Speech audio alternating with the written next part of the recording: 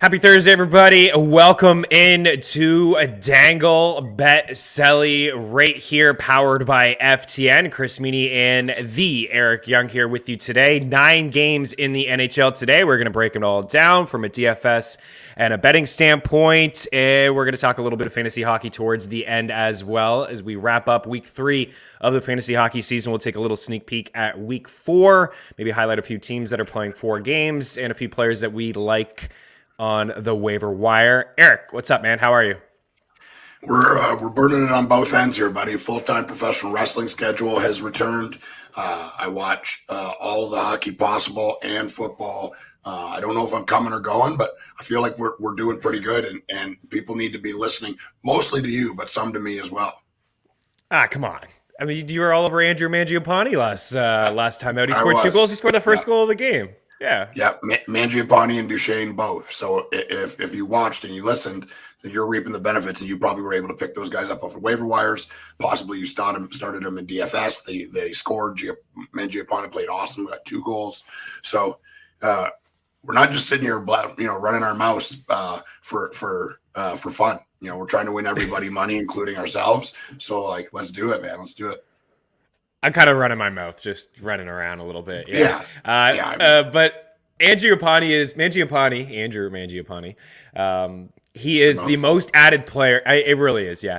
He's the most added player in fantasy hockey leagues here as of today. So that is something that we can talk about here in a little bit. But the Flames are in action. 9 games, as I mentioned, on the ice here tonight. So off the top of the show, I got to do this one more time, guys. Josh Clutchy says I can give out two betting packages. So I just one more go around of some screenshots. You guys subscribing to the show. I appreciate absolutely everybody who has done it. Don't worry, you're going to have a pretty good chance of winning a betting package as well, because going to give a couple away. So everybody who has reached out to me so far, I've seen it, appreciate it. Thank you so much. We appreciate the support, helping this show grow. It's awesome. And hopefully in return, we can help you win some cash and just maybe be a distraction in real life world, right? And just talk a little hockey with you guys. So again, one more time, screenshot, show us that you're subscribed, whatever listening platform. If it isn't Apple or iTunes, Spotify, I've seen a couple screenshots on Spotify, iHeartRadio, like Google Radio, and subscribe to our FTN YouTube page. If you're hanging out with us here live, awesome, welcome, good morning. Leave a comment there in the YouTube section. We'll get to it on this show. I'll circle back before puck drop, and I will answer those questions as well. But if it is just the YouTube page, you're watching at ftnbets.com, just show us that you're subscribed to the YouTube page, little screenshot, send that over at Chris Meaney. DMs are open. Reply here in the Twitter page, Eric Young's Twitter page, or at meanstreetsftn at gmail.com, meanstreetsftn@gmail.com. Honestly, Eric, this has been, it's not going to go this way the entire time. Obviously, this is completely unsustainable, but we're off to a pretty good start here on this show and over at ftnbets.com. We're up to 33.29 units. Mean Streets has been pretty good as well. Let's just talk a little bit about hockey. Sometimes we'll be able to come at you guys 3 times a week with this show. I know people are asking that. For now, we're going to go 2. Maybe busier weeks we'll be able to do 3 times a week with this show. But 24-5 over at Mean Streets this week, 10 for 13 yesterday. And so hopefully we can continue here with some of the picks and can continue to roll here for sure. So one more time, send those screenshots over. We'll put the name into a hat. We'll draw on Tuesday. We'll give away a couple betting packages. As I said multiple times on this show, it is not just the NHL picks that you get. You get every pick across every sport from everybody over at FTN, some tools in there, and the Discord chat as well. Okay, Eric, before we get to the 9 games, we do want to talk just today on hockey. I just want to kind of give some love to Kyle Beach, the Chicago Blackhawks, and everything that's happened here over the past 24 hours, and him coming out and talking about the situation in Chicago. And, it took, I would imagine, I can't even imagine the courage that it took for him to come out and to talk about that. So good for Kyle. Crazy stuff inside the Blackhawks organization. Certainly don't stand for any of that. And I wish Kyle all the best, and hopefully he can get something from this, maybe some closure. I know it's going to be super hard for him. I don't know if there's anything that you want to say, Eric, but it was heartbreaking to hear him talk last night, really, and come out with everything that's happened here in Chicago over the past few years. Yeah, definitely heartbreaking, man. And a storied franchise a successful, recently successful franchise with people and players that you look up to, and I think it's pretty obvious that it was pretty well spoken about there, and people knew about it, and they covered it up because they were winning hockey games, and it's kind of disgusting, man. It's the word hero gets thrown around too much, but Kyle for sure is a hero in my eyes to come out and to say those things and spell his truth.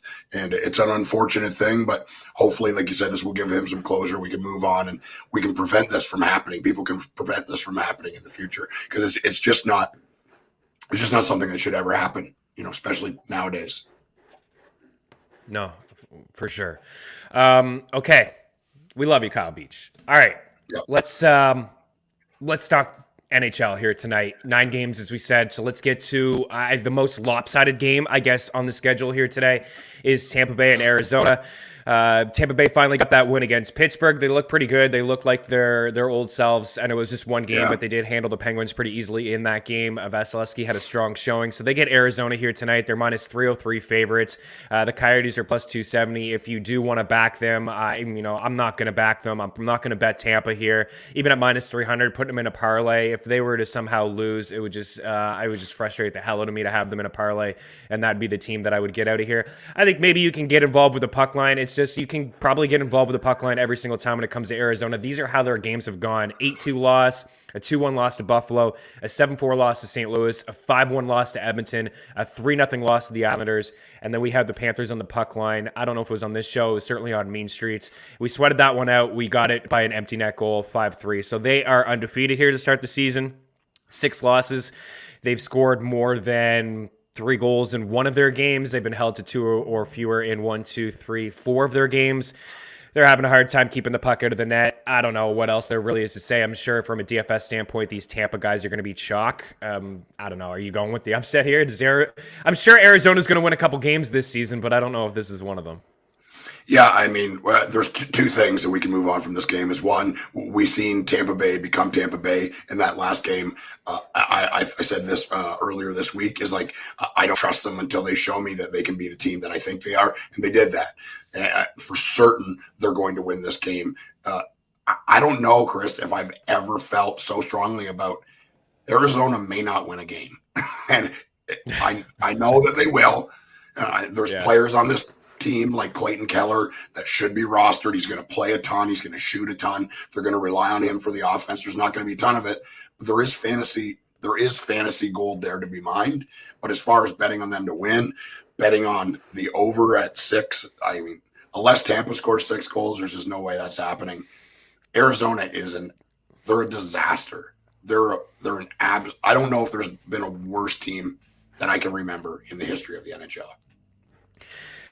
Me neither. And you're right. I mean, it's not going to get any better for them. They're completely rebuilding. They've made it clear that they're rebuilding. They've stockpiled a ton of draft picks over the last little while. I guess the next guy to go would be Phil Kessel. I'm just assuming like he'll be the next guy to go. I do believe that his contract is up at the end of the season.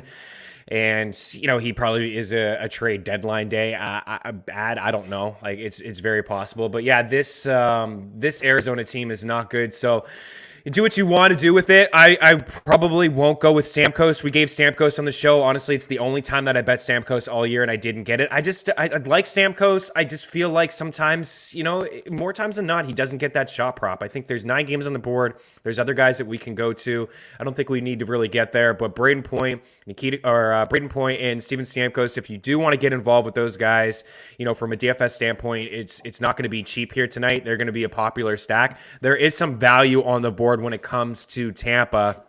Alex Killorn is 4.2.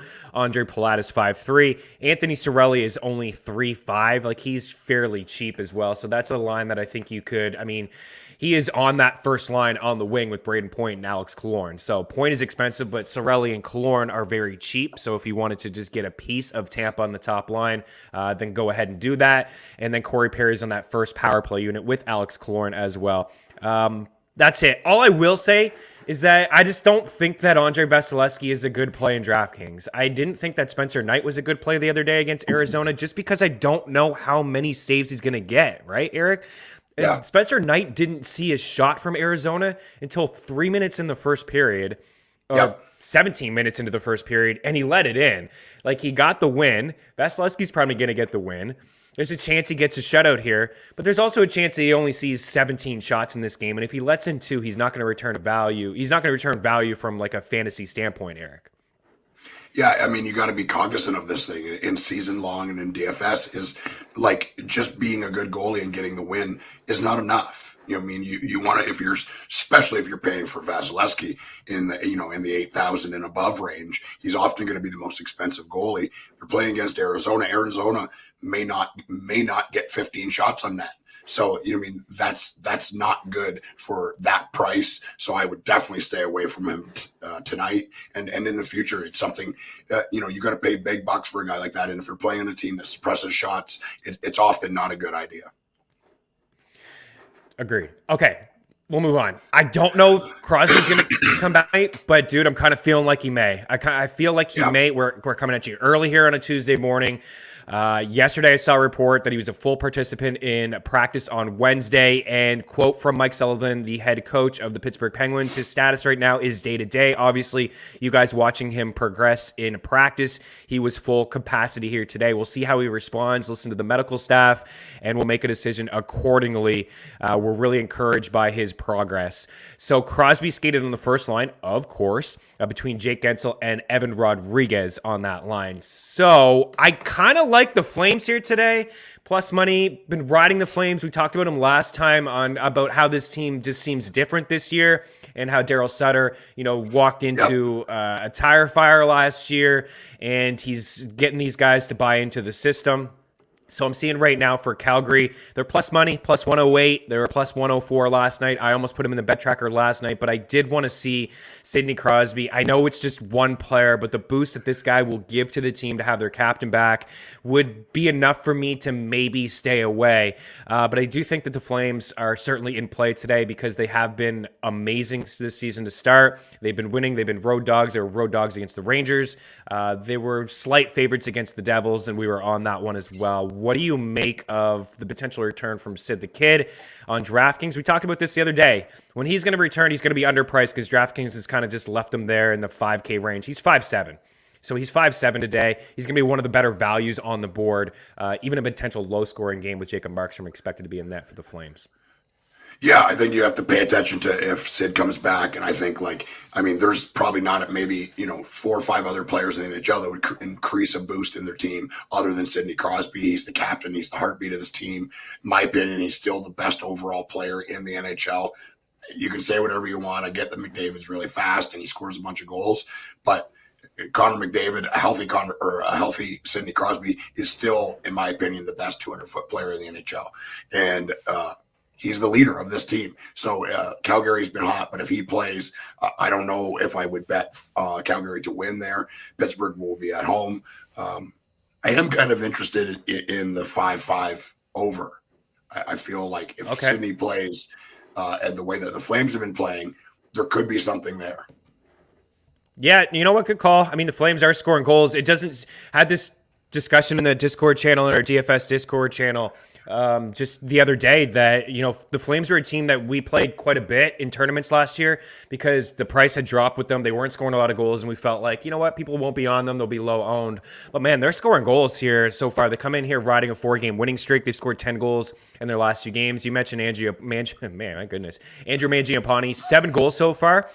It's like I'm trying to make it one name, like Mangiapane. We'll just call him that. Andrew Mangiapane. Too many vowels, Too many vowels. Too many vowels. Can I buy one? Goal in game number 1. Didn't score against the Ducks. Goal in game number 3. Goal in game number 4. 2 goals in game number 5. 2 goals in game number 6. So the guy is he's lighting the lamp. He's scoring goals, and the Flames are scoring goals. But I want to go back to a guy that we had just the other day from a shot prop standpoint, and that is Blake Coleman. So again, we're coming at you really early. DraftKings is like snoozing over there. I'm seeing 3 players available on their shot prop list, and one of them is Brad Hunt. So you may have to shop around here a little bit. Who's doing this? I want to hold them personally responsible. I get it's early, but that's one of the 3 players that you have up in shot props is Brad Hunt. I didn't even know he even played still. Robert Nunn checking in on the show live. We can get this. Tino, if you're available to put this up for the viewers here. Robert Nunn, Calgary at plus 105, been hitting that. I don't mind that. I think they hang around this game. I certainly think that they could win this game. I am leaning with them, even thinking that Crosby comes back. But I do like that pick, Robert. They've been competitive this year, and I think honestly, Blake Coleman. You may not think that he gives them that much of a boost, but it's just an added player inside that top six. He's a hard 200-foot player. He really is, man. I remember when people were like. Yeah, remember people were like, Tampa gave up a first-round pick for this guy? Are you kidding me? And he was a big part of 2 cup runs for them. So want to go back to Blake Coleman for the shot prop. Those north of the border, Bet365 has been so good. I saw like 5 screenshots come in from Bet365 from yesterday's shot props. Blake Coleman, we hit him the other day at plus 140 for 4 shots. He has cleared 2.5 shots in every single one of his games, and he has 12 shots on goal in his last 2. So I'm writing down Blake Coleman right now. That's my favorite shot prop so far as we roll through the first 2 games. All right, the third game. I love that you write it down, man. It's like we're in 1945. 2 screens and a computer in front of you. You can't down on a piece of paper. Too much light. Yeah, too much light here to really see it. But yeah, I am old school. Yeah, man, I'm knocking on 40, man. This is how I did all my. You got it too. Yeah, this is how we rock. Yeah, I mean when I. Dustin says that Coleman's plus 194 for 3.5 shots on Bodog. That's a little high, but plus 194.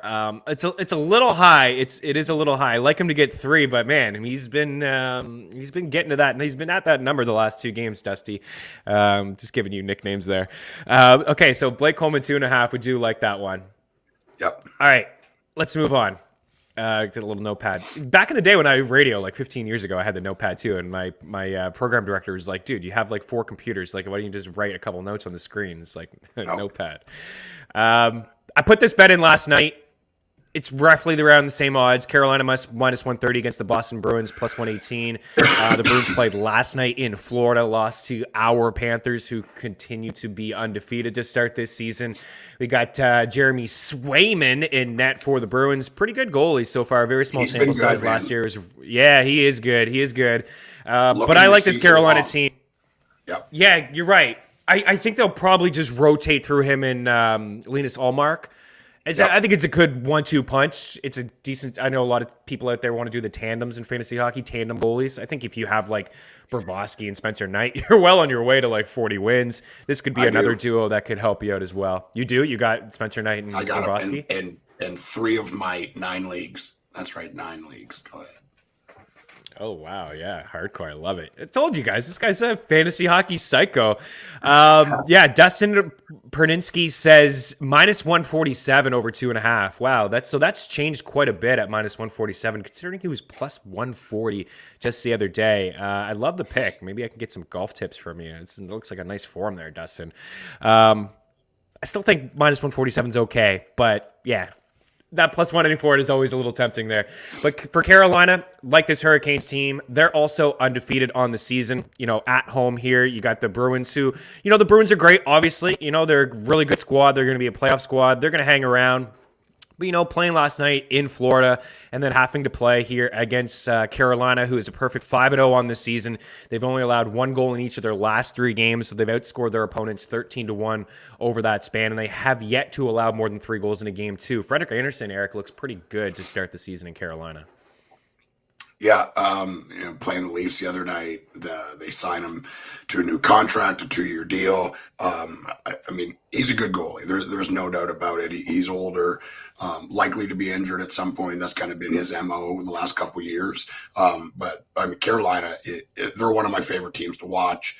Nick Cash and Aho, I mean, they're just loaded. I mean, they lose Dougie Hamilton, but their blue line is still unbelievable. Slavin might be the most underrated defenseman in the entire league. Boston they're still Boston, man. That I think the perfection line is still the best line in the NHL. I don't think it's arguable. Bergeron is still getting it done. Pasternak is unreal.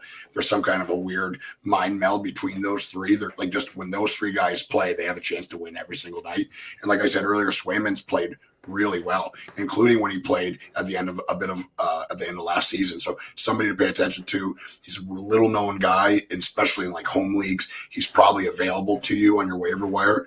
I don't know if I would start him tonight because I think Carolina wins this game too, but I would be interested in maybe putting Boston in there in some kind of a weird parlay.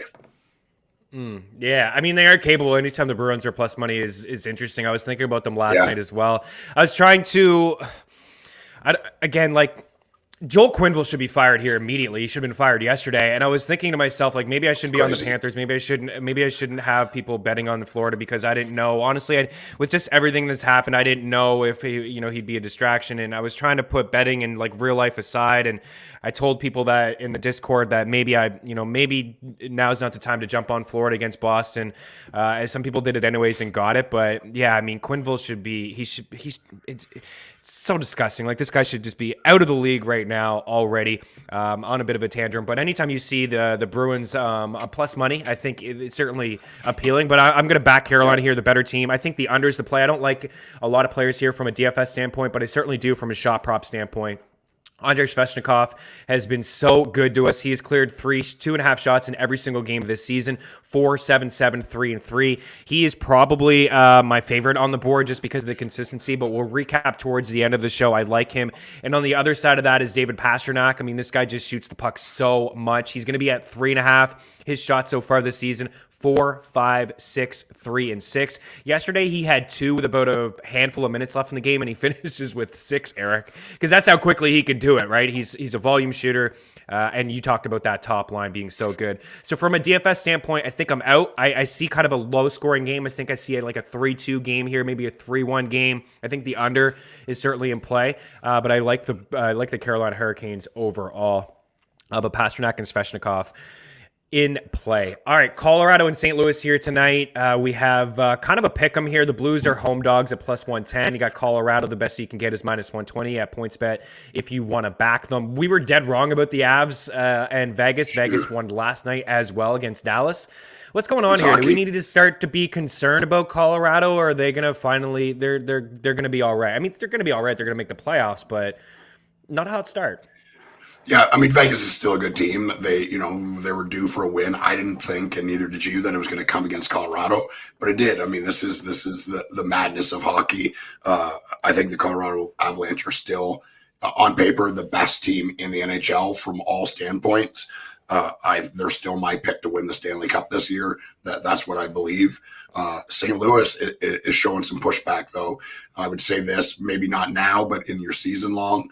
Keep an eye on Tarasenko, and the second that he dips or goes into a cold streak, put a package together and trade for him. This is a contract year for this guy. He wanted out of St. Louis. He didn't get it. He's going to show up. He's going to make a market for himself, and he's doing that already. He's looked like the Tarasenko of old.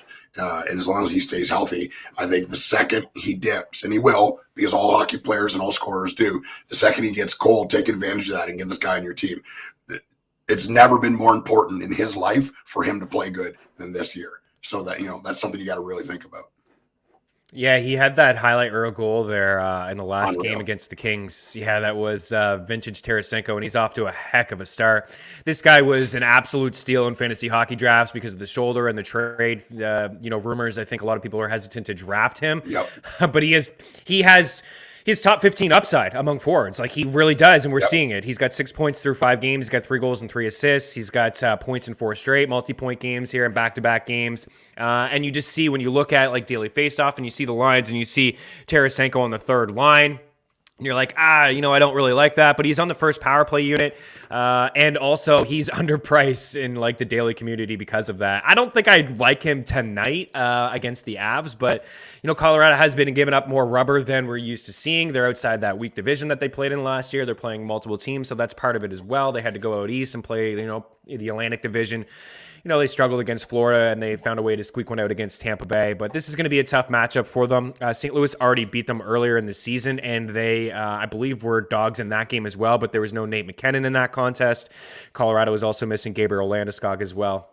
I think this could be a fun fantasy game. I think we could see this one creep over the total. You know, I've been riding McKinnon and Rantanen and Landeskog in DFS, and I haven't really seen the profit from it. I think people may shy away from them, even as, you know, the star power that they do have. The price tag is high, and I think, you know, recency bias is certainly a thing in fantasy, but they could break out here tonight against the Blues, and the Blues are scoring some goals as well. There is something to note that Ryan O'Reilly is not going to play in this game. He is on the COVID list. So their first line, Klim Kostin, I wrote up at FTN Daily this week. Let's see if he's still like 2-something. He is. He's 2.8. He's just like a punt play, I guess. He's playing top line minutes. Well, I will say that he's playing on the top line, but he isn't getting top line minutes. He is playing on that left side of Braden Shen and David Perron. But I think, honestly, if you want to get in on the Blues from a DFS standpoint, you just target the first power play. You get Perron in there, you get Chen in there, you get Vladimir Tarasenko in there. Maybe those are the three that you roll with. From a shot prop standpoint, I don't think I'm in on anyone. These guys are always juiced up. Rantanen used to be our favorite. Remember this time last year we were all on Rantanen. It was 2.5. Yeah. But he's like 3.5 now. I don't like to give unders. Dude, I gave one under this year. One under shot prop. It was Jamie Benn. He hadn't had over 2.5 shots. I think he had over 2.5 shots in 4 of his last 18 games. He had 3 shots in the first period the other night. I was like, that's why I don't do unders, because you just don't know. And it's not fun to cheer for a dude to get under. It's not It's not as exciting. If I see an edge, I'll give it, but it's not for me, man. Do you like any pieces inside this game in this Colorado-St. Louis contest? I mean, like I said, Tarasenko, I think probably, you know, the people that are setting the prices and stuff at DFS for DFS lineups are seeing him play on the third line, and he's probably more affordable than he probably should be, and especially how he's playing. So that's something to pay attention to. But yeah, I mean, I'll watch this game. I'm going to watch it, but I don't know what to make of it at this point. Total's at 6. I think it could get there. That's really it. I don't, from a shot prop standpoint, maybe McKinnon. That's the only guy I think that I'm really looking at, but he's going to be at 3.5. There's just so much on the board here today that I don't know if we need to get a guy in there at McKinnon at 3.5. He's probably going to be juiced to the over. It's still early. Not seeing McKinnon really populate anywhere right now. So we can move on from this game, but I do think we'll see some goals in it. I don't think there's really anything for me to add. Okay, the next one here, Philadelphia and Vancouver. Man, the Flyers last night, that game was entertaining. We got that over for sure. It's the first time I actually saw 7 as a total. I put 6.5 in there, but by the time puck drop happened, it was basically 7 everywhere. Cam Atkinson hit for us, Zach Hyman hit for us, and Darnell Nurse hit for us in that Edmonton and Philadelphia game yesterday. It was highly entertaining. There was a lot of offense. So the Flyers are on the second half of a back-to-back here today. Martin Jones already confirmed. They are, of course, road dogs at plus 115 and Vancouver minus 135. So maybe we need to keep track. Remember I said the other day I didn't have any stats to back it up, but a team after a long road trip, their first home game, they kind of lay an egg. That's what we saw with Vancouver against Minnesota on Tuesday. The Wild beat them. Maybe they bounce back here the second home game. The Flyers, though, I think I'm interested in Philadelphia again, even though they're on the second of a back-to-back. Man, they're scoring goals, Eric.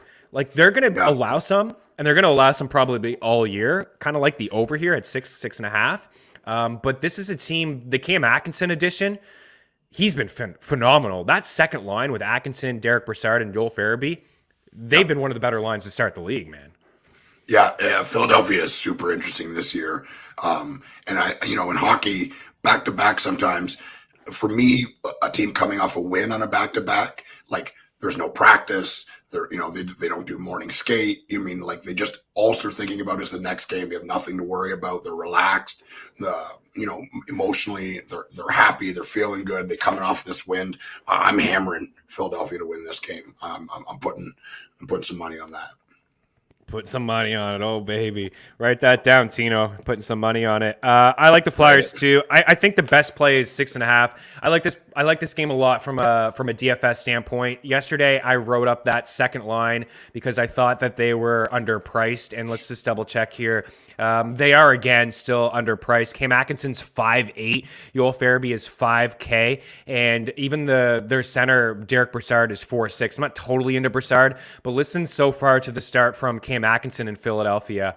This guy has 6 goals and 7 points in 5 games. He's cleared 2.5 shots in 4 of his 5. He had 4 shots and 2 goals last night. He comes in. He actually has a point in every single game, but he does have 5 goals over his last 3 games and 5 points over that span too. I don't want to call him a puck hog, but this is kind of it when it comes to these shot props. Taking volume shooters, guys who are willing to shoot more than pass first guys, and Cam Atkinson has been that his whole career. He had, when you look at, he's had a great career in the NHL. He's always been a guy that gets to around the 20 goal mark and is a volume shooter and is not afraid to shoot.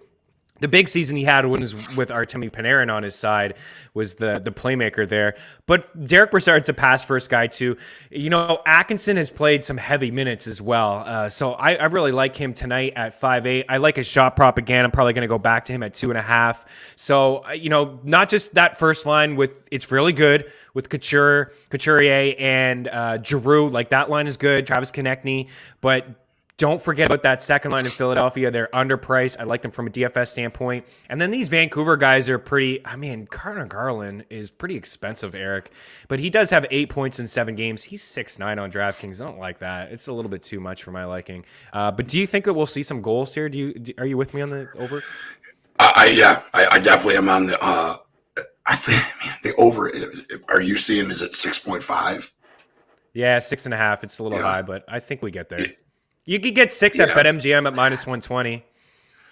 6, I think I might do, but 6.5 seems really high. How often do you see 2 teams score 3 goals? Not very often. But it is 6. It is Jones playing in that. So exactly. Who knows? Who knows? The Flyers are they're generating a lot and they're giving up a lot too. I think you pay the extra little bit for the 6, and then the push comes into play. But it all depends on how much risk you want to take as a bettor. I think I'm fine with the 6.5, but I think in parlays there's nothing worse than getting 6 and you don't get over the 6.5. At least you get that push in a parlay. It brings down your win total a little bit, but you could still, you can still get it. So we'll put that one on the card. I'll put Philly on the card as well. And I like the over there. Okay, let's continue here. I don't really have anything to say on Buffalo and Anaheim. I will not be betting on this game. I don't have any interest. The Sabres are off to a good start. Ducks are playing. Man, what a heartbreaking loss from Anaheim. Did you see how we got the Nikolai Ehlers shot prop the other night? He had 0 shots with a minute and a half in the game. 0 shots. The Jets were down by 1 goal against Anaheim. He has a floater from the blue line, which Gibson threw into the corner. Winnipeg recovered the puck, threw it on net. There was a whistle. They kept Nikolai Ehlers on. Face-off win. He took a shot from the corner that went in, and then the Ducks quickly iced the puck, and then they threw him on the ice, and then he scored again. So he got 3 shots in the final minute of the game, which put a smile on my face because we got super lucky to get the shot prop parlay and to get the Jets. Yeah, sweating for sure in that one. Ducks been hanging around. I'm just not interested, man. I don't know. There's 9 games here. I just don't want to put my money on teams that I just don't really have a feel on. Yeah, that's fair, and it's tough to decide. I think I'm going to probably put a little bit of money on Buffalo to win because I'm kind of feeling that. But other than that, I don't know. I'd stay away from this. Yeah, I think if you're looking from a shot prop standpoint, I guess Rickard Rakell could be one. He didn't hit the other day, but he is among the leaders in shot attempts. He has 14, 15, 16 shots in his last 3 games. So he had 2 against the Jets, but he had 5 against the Wild, and he had 9 against Winnipeg. He does log a lot of minutes, 19, 19, 17, 23, and 19 minutes over his last few games. It could be an opportunity, I suppose, to get in on him because the Buffalo Sabres, Victor Olofsson's off to a pretty decent start. He's 5-2. Yeah. I just don't think we'll see a lot of goals here. I think you could probably ride John Gibson. Gibson's usually 7-1, 7-2. He's usually one of the better values in DFS, but since he's playing the Sabres, this is the most expensive he's ever been, but still at 7-8, he's certainly available. I don't know. I just don't really have a feel, guys. I think I would lean with the under in that game. We got Minnesota and Seattle in here next. The Kraken took care of the Habs. We didn't get that under in that game. Seattle just scored too many goals. Minnesota, I like them. This is a bet I put in last night. Let's see what it is live right now using that free parlay calculator. Minus 110. I mean, this is a pick 'em game here. I don't know. I mean, you can get Seattle if you want to back them at plus 108, but I think Minnesota, you want to back them, you can get the best odds using that free parlay calculator at DraftKings at minus 110. I'm just not going to overthink this. You know, a good game from Seattle the other day. I thought the Habs actually played pretty good against them. They just made a couple bonehead mistakes, a couple long changes, which ended up in breakaways and results at the end of the day in the back of their net. I just think Minnesota's a better hockey team here, and so I'm going to go. I just think this is pretty good odds for a wild team. Yeah, I think Minnesota is the team to go with here. Seattle is interesting, man. Like I keep thinking I want to bet on them. Keep thinking I want players from the team, and then I look at the team and I'm like, no, I was wrong. It's a really strangely constructed team. I thought that in the offseason. I'm still believing that, but it'll be really interesting to see over the course of the season if the analytics approach works out. So it's fascinating to me. But I'm going Minnesota tonight. All right, I just don't want to overthink this. Right? Kaprizov has to score. I mean, I think eventually, right? What we said on Tuesday is that he's been good. I mean, he's got 5 points in 6 games, but he hasn't scored. But sometimes, again, with these goal scorers, natural goal scorers, he's used to scoring in the KHL. He scored pretty easily last year. Sometimes these guys, I find it gets in their head. They hold their stick a little tight. But also at the same time, they put more pucks on net than they've ever been because they want to score goals and they're sick of it. This is a guy who's hit his shot prop in every single game but one. We had him on Tuesday as well. You can get him at 2.5 shots. He's cleared 2.5 in 4 straight games. He logs a lot of minutes. He's got a couple games this season with 22 minutes, gets that top power play time as well. I do like that top line here today, but they're going to cost you a pretty penny. Joel Eriksson-Ek is 6'3", Kaprizov 7'5", Zuccarello is 6'8". I think on the blue line, if you want to get involved with Spurgeon at 5'1", I think he is interesting. Just because I like Minnesota doesn't mean that these Seattle guys couldn't be in play from a DFS standpoint here today. No, for sure. We do have, Yanni Gourde. Mentioned Yanni Gourde on this show, and he was amazing against the Habs. He had a goal and 2 points. Listen to the ice time. This is what I really like about Yanni Gourde, and I'll just say it one more time, and then that's really it for Gourde because I feel like I'm repeating myself when it comes to him. Last year at 5-on-5, he played the most minutes out of any Tampa Bay forward last year in the playoffs. Think about that. Think about how star-studded this team was, and he played more than anybody. He played, even when you take a look at the entire ice time, 5-on-5, power play, penalty kill, Yanni Gourde.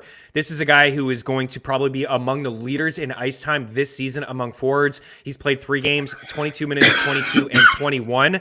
He's got 9 shots in his 3 games. He gets power play time. He's got a power play helper. He's killing penalties. He's taking all the key faceoffs. 3 points here in 3 games. He is 4-2.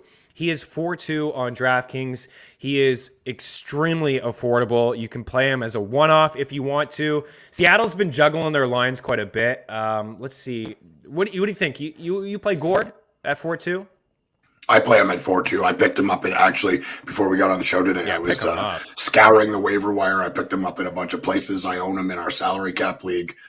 He's expensive, but I mean he hits it all. Like it's every category, man. I love him as a player. I just put $10 on Kaprizov to be an anytime scorer, plus 150. Let's go. That's a good plus 150. That's a good one. Yeah, it's a good call. Seattle's given up a lot of rubber. They've allowed a lot of goals. Don't overlook last week. Or last game, the Habs. We'll get to them in a little bit, but they played 7 games and they've scored 1 goal in 6 of the 7. So Seattle's given up a lot of rubber. I think we could get a Kaprizov goal. Yeah, I'm just taking a double check and just wanted to make sure for the lines that were right. So Yanni Gourde, you got Calle Jarnkrok and Jaden Schwartz on the left side of him. Schwartz is 2.8 on DraftKings and Calle Jarnkrok is 2.7. So tell me a number one line in the NHL that you can get at DraftKings for 4, 5, 6, 7, 9K. You can't. Yeah, you can't. That's going to play over 18 minutes. I mean, like just the odds alone, you'd be foolish not to have him in. Yeah, you won't get one. I don't think it's the night to stack. I think it's a tournament thing, but these guys are going to be cheap. Seattle's next time out. I'm actually not impressed with Jaden Schwartz. Calle Jarnkrok's only played a couple games. Jordan Eberle scored the other night. But I do like Yanni Gourde as a one-off. I think Mark Giordano is extremely affordable too at 5-4, and then Vince Dunn at 3-2 gets some power play time. So there's a ton of value in Seattle. From a shot prop standpoint, it will be just Kaprizov, but you may be able to find Yanni Gourde on at your book at 1.5 in there as well. Yeah, Dustin, they did. They originally gave the goal to Stastny. I know. And I still think that it was Stastny's goal, to be honest with you. I watched it a couple times, and we'll take it, man. We'll take the breaks and the bounces when they come our way. Okay, so we'll move on from that one. We both like Minnesota. We like a mini stack if you can get to that top line, and then there's some value there with Yanni Gourde. Definitely pick up Yanni Gourde. He's a great pickup. I like this guy quite a bit.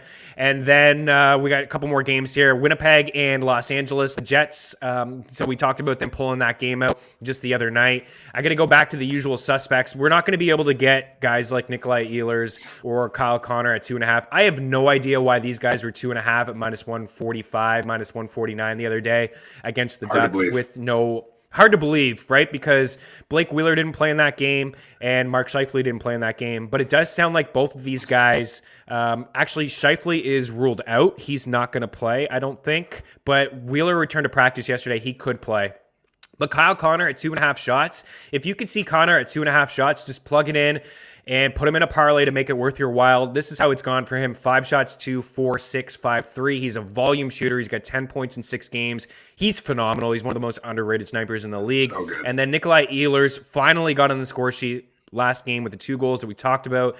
He's a volume shooter as well. 8 shots, 6 shots, 5, 3. Both of these guys in play at 2.5. Kind of lean Winnipeg here too. What do you think? Yeah, I like this Kings team. There's a lot of players on there that I really like, but yeah, I think Winnipeg is starting to feel itself. And Kyle Connor, we've talked about him 3 or 4 times already this season. I love this guy. I love watching him play. Something seems to happen every time the puck touches his stick. So I want on the Kyle Connor business as much as possible. Yeah, absolutely, man. He's fun to watch. Yeah, the Kings are struggling right now. I'd like them too overall as a team, but they're really struggling, and now they lost Drew Doughty. He's on IR. It doesn't look like a significant injury, but this LA team won their first game against Vegas, and we all were kind of feeling them a little bit, but then they've lost 5 straight games here. You know, Philip Deneau is not a big offensive guy. He's only got 1 goal, Eric. He's -2 here, but he's played 15 minutes and 16 minutes in his last 2 games. A lot of money that LA dished out to Philip Deneau.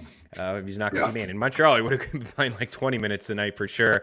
From a DFS standpoint, you know, we don't have confirmation who the goalie is going to be. I think it will be Calvin Peterson. I think he's the better goalie. They've been going back and forth quick. I wonder how often, you know, they'll do that, if they just maybe stick with Peterson. Eric Comrie's confirmed a net for Winnipeg, and I don't like that. Still think I'm on the Jets, but I may be going. We may see some goals. Yeah, that's enough for you to make the switch, isn't it? No Connor Hellebuyck. It might be, and I'd also be curious the DFS Kopitar and maybe Arvidsson as a stack. That could be interesting. Comrie he's not good. I mean, like, that's just plainly said. Nothing against him personally, but he hasn't been good in several years. When he plays, Winnipeg often loses. Yeah, there's a lot of shot props from this game. There's a lot of different ways that you can go. We mentioned the Jets guys, but the LA guys are certainly in play as well. Dustin Brown is like one of those guys that we've just been hammering for a year and a half here now. Still doing it, right? He's usually at around -110, 2.5 shots. I mean, he has done it in every single game but 1 this season. In the 1 game that he didn't, he played 13 minutes, and the Blues just beat the Kings 7-3. He hardly played in the 3rd period. I think LA was just giving their top line a bit of a breather because, for the most part, this guy plays 18 to 20 minutes.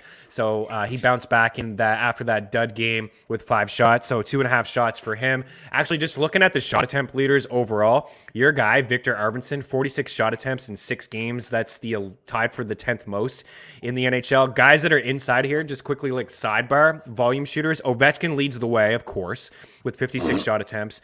William Nylander, number 2. Surprise, Oliver Ekman-Larsson, number 3. Roman Josi, 4. John Tavares, 5. Mitch Marner, 6. Pietrangelo, 7. Nikolai Ehlers, 8. And then Timo Meyer, 9. Pasternak, Arvidsson, Bennett in there as well. So a lot of guys that we've been hammering here for shot props. Dustin Brown is just outside there, but Arvidsson's a guy that's getting a lot of shot attempts. You know him so well, man. That guy he's not afraid to shoot the puck, Eric. He's not afraid of, and he's really, really good at it. I mean, I think he's got a really, really underrated shot. He can really, really shoot the puck, and I love him and Kopitar together. And Brown on the other side, I mean, that is a really, really good line. I mean, like they have every element, and LA should start to string some wings together here. That's my opinion. I think they're gonna. I feel like you're liking them tonight. Yeah, I feel like I am. I feel like I've talked myself into it. All right, I'll rank the shot props in order from this game. Ehlers, actually Connor, if you can get him at 2.5, 3.5 is a little too much for me. But if books are going to lay out 2.5 for Connor at minus 140, minus 150, just take it. Connor, Ehlers, Brown, Arvidsson. A lot of different ways. You can't parlay them. It's too bad you can't do a same parlay with just those four. Maybe you can mix and match with these four, like make these four maybe your core, and then parlay with other guys that we've mentioned. We'll recap towards the end. But Arvidsson has at least 5 shots in 4 games this season. He definitely is not afraid to shoot it. And then we got the final game here tonight, the Montreal Canadiens and the San Jose Sharks. I put the Sharks in the bet tracker last night. I'm backing them here again tonight. There is something to be said about like eventually winning a game. All the money's coming in on San Jose. I've heard people, I read people in people that I respect in the betting industry talk about how this game is an absolute lock here for San Jose. I think San Jose's won 12 straight games. You know what? Honestly, I tried to find this like everywhere last night. I'm pretty sure, Eric, that Montreal does not have a win in San Jose since like the 90s. I'm not over-exaggerating. I mean, it's crazy.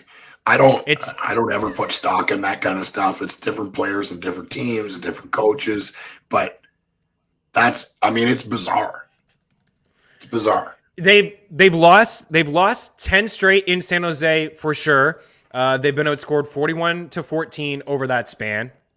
I tried to find this last night and it was really too tough to go back to all those years, but you guys know that I follow this Canadiens team pretty closely, and I do not remember the last time they won. Now, keep in mind that they don't play in San Jose often.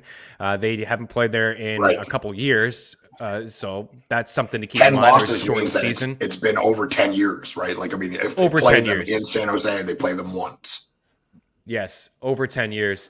Do you like that top line again? Timo Meyer, Dahlin, Couture? I do. Yep. I got Couture and Meyer in a DFS lineup that I'm playing 50-50. Okay. Timo Meyer 6'6". He's inside the top 10 in shot attempts. He is inside the top 10 in shots on goal. He's cleared 2.5 shots in every game, but 1, 8, 7, 3, 3, and 4. He's getting up there in price point, but 6'6". That line's been really, really good. You saw them against Nashville, right? Nashville won that game, but I thought that top line had a really strong game. They looked unreal. And Meyer's turning into the player that we thought he was going to be after he signed that contract 2 years ago. Maybe it was 3 years ago.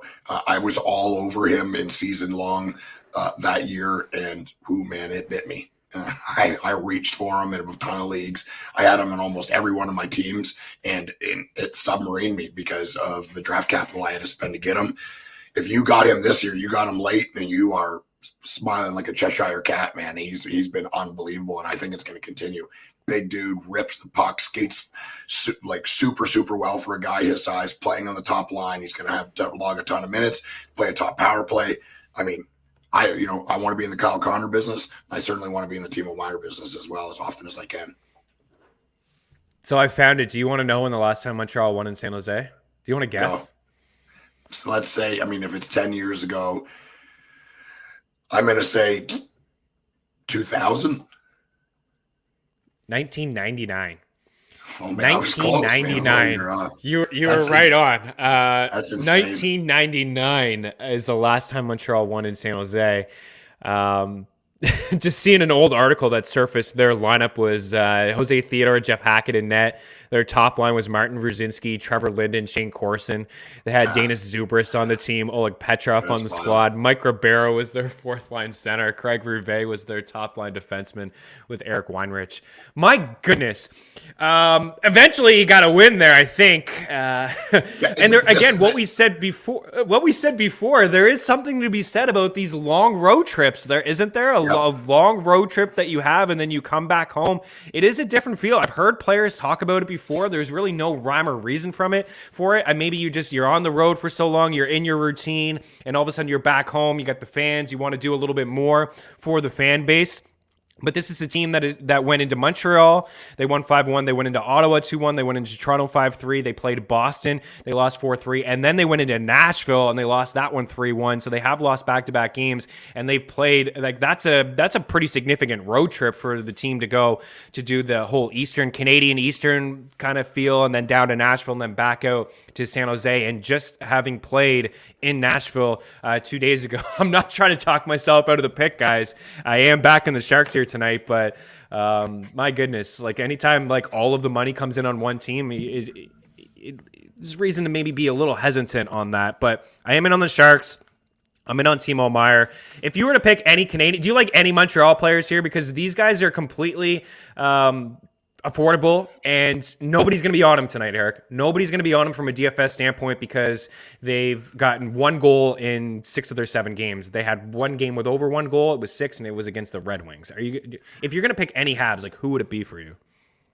So I'm going Caulfield, anytime scorer, putting 5 on that. He's due, man. I mean, he's such a good player, especially offensively. And the fact that it's DraftKings has got him at plus 195 to score at any point. Boom. That's in. That's another one. Locked in for me. All right. Let's recap here. So for the picks this evening, this is kind of what I'm feeling here tonight. I like Carolina. I like Minnesota. I like Philadelphia and the over. I like the over a little bit better, guys. The back-to-back does scare me a little bit, Martin Jones, but I do like the over 6 between the Flyers and the Canucks. I will back the Sharks here. The Canadians haven't showed me a whole lot. I mean, just that track record of playing in San Jose, and as good as San Jose has looked, I will back it, but I will say proceed with caution, which is, there is something to be said about that long road trip, that first home game. We'll keep an eye on it. I'm going to try to keep track of this stuff to see if there's anything to be said about that, because again, there's no real numbers to back that kind of stuff up. And I will lean, so we'll go Carolina, we'll go Minnesota, we'll go San Jose. I do lean Winnipeg. I think we'll probably see some goals with Comrie in net, but I do like the Jets there. And then the Flyers and Philly over. From a shot prop standpoint, Svechnikov over 2.5, Kaprizov over 2.5, Ehlers, Connor 2.5, Brown and Arvidsson are certainly in play at 2.5. If Connor and Ehlers are juiced up to 3.5, just get Dustin Brown in your life, or Victor Arvidsson. These guys are going to be at 2.5. Svechnikov, Blake Coleman, Cam Atkinson, Timo Meyer, Pasternak. There's a lot there. Hopefully you guys are able to jot it down on your notepad. On the notepad. What do you got? So, I mean, we're kind of different today. I mean, I think I'm going Philly to win, Buffalo to win, Kaprizov, anytime scorer, Caulfield, anytime scorer, and the LA Kings to win. Nice. Should we I'll put Colorado on my board too against the Blues. I'll put Colorado on there. Yeah, I would do that. Tough one. A little bounce back spot for them. Okay, so again, from a DFS standpoint, I think Tampa will be, I think they'll be pretty chalky, but there's a lot of value that you can get there with Cirelli and maybe Killorn or Andre Palat.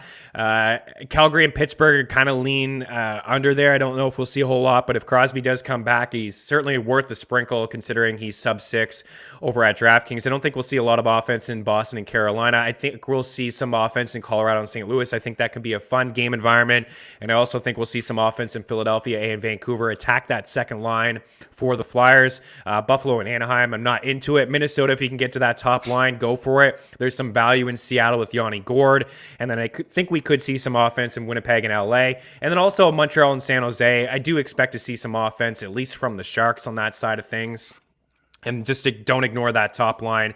And, guys like Erik Karlsson's been pretty good here to start the season. He's, 5K, and Burns has been pretty good at 6'4". If there was a Montreal line to attack here tonight, it would be that first one for me. I think I like the way that Suzuki played the last game with Mike Hoffman. He's got goals in back-to-back. And then Brendan Gallagher's on there. But you're right, Caulfield's, he does seem close to being, to breaking out. Caulfield playing with Matthew Perreault and Tyler Toffoli on that third unit as well. I got a couple most added, most drops. We got maybe 5 more minutes here to wrap up this show. We'll take care of some season-long people here. We got this board here made, which is going to be on Mean Streets here. George, my guy, just made it for me.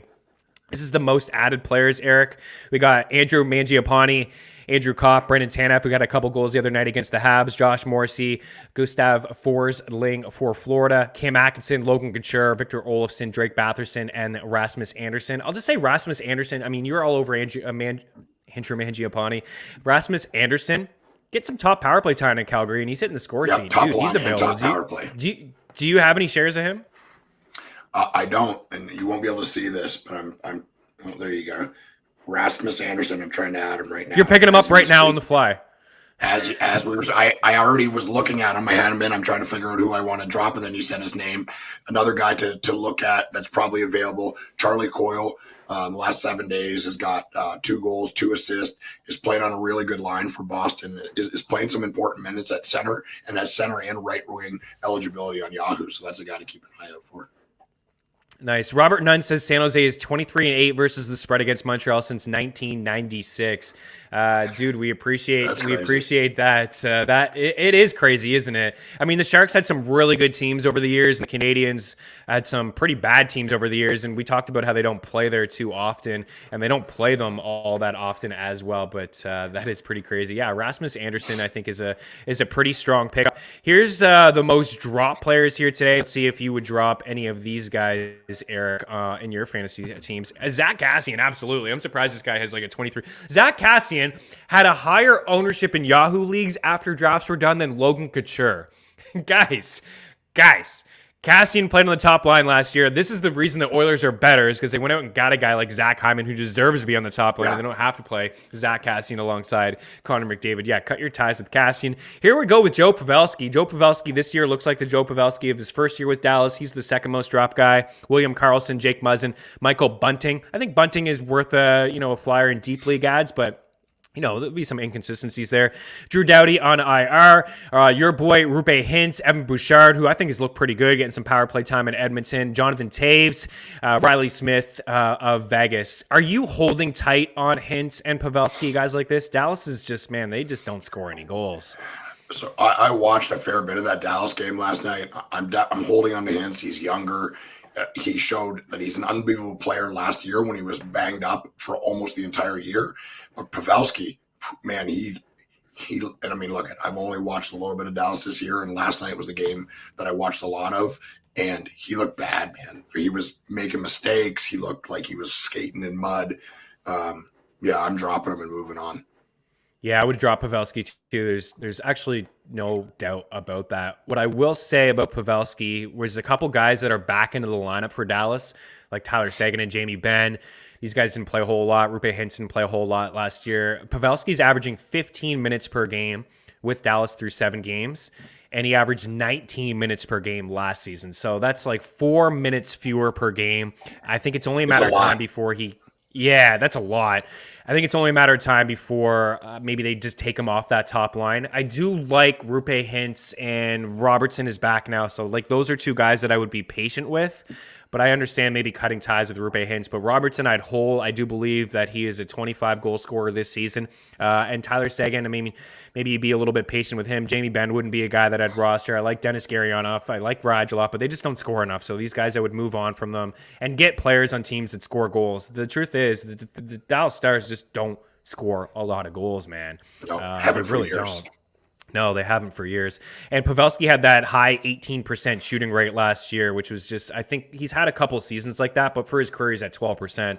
So I think we expected some progression or regression, 51 points in 56 games last year. And we're really starting to see it there. We did go an hour. We did, as we talked in the green room, that we potentially could. There are a few teams with 4 games next week. Chicago's one of them. Detroit's another. You got Nashville is 4, Ottawa's 4, and Vegas 4. So there are just a handful. Most teams play 3. A lot play 2. So there's a way maybe to get the most out of your opponent in head-to-head formats. Just off the top of my head with some of these teams. Matt Duchene, you talked a lot about Matt Duchene. I saw the game too. He does look like a different player. You're right, Eric. He's available in fantasy leagues. That top line, Brady Tkachuk is owned everywhere in Ottawa, but Josh Norris and Drake Batherson, who had a hat trick the other day, these guys are owned with the Senators playing 4 games. And, Riley Smith was just dropped. William Karlsson was just dropped, but these guys have 4 games, and the schedule's pretty good. For Vegas next week, they play Ottawa, Montreal, and Detroit. Those are 3 phenomenal matchups for the Golden Knights, so they could put a few pucks in the net. Any final words here from you, Mr. Eric Young? No, man, we covered it all. It's been fun, and I think I want to continue the momentum. You mean like it's not going to stay this good, but I mean the fact that you were saying like, oh, we're doing pretty good. I mean, you're smashing it, dude. What was it? Which is 24 of 28 shot props you put up or whatever it was. That's insane. Insane. Well, People should be following the show. It's completely unsustainable, but hopefully we can win you guys some cash. That's what we're here for. We appreciate the comment there, Hyper Bork. Love you guys. Wish this was an everyday instead of Tuesday, Thursday. Like I said, maybe maybe when things slow down a little bit. October's been a crazy month. A lot of sports happening. Maybe we can make this like twice a month. Maybe we can do three days or something like that. We'll see. Eric is also a busy guy, so we'll see what we could do. Want to plug the betting package one more time. Use that promo code NHL for a 20% discount. Again, please show us that you're subscribed. We really would appreciate it if you could head on over to iTunes and just give us a couple stars there and a rate review. Leave us a comment there. Show us that you were subscribed to this show on your favorite listening platform, maybe the FTN YouTube page. Subscribe over there. Send that screenshot over meanstreetsftn@gmail.com or at the Eric Young or at Chris Meaney. We'll put you into a draw on Tuesday and we'll give away a couple betting shows on this as well. Appreciate the support, guys. We love you guys. We really wouldn't be here without you guys, and that is for certain. So we'll continue to hopefully have some success. Any questions, you can always hit us up as well. And I will check out the comments in the YouTube section before puck drop because honestly, like some of these guys, I think that they're available from a shot prop standpoint. I gave Shea Theodore on the show yesterday, and he wasn't available in any book. They didn't want to put him out there. So I think these guys will be available. If they're not, we can circle back and try to find a couple more options for you guys as well. So thanks so much for taking the time to hang out. Enjoy the hockey tonight from the Eric Young. Producer Tino running the show for us here. Myself, Chris Meaney. Enjoy, and we will talk to you next week. Cheers.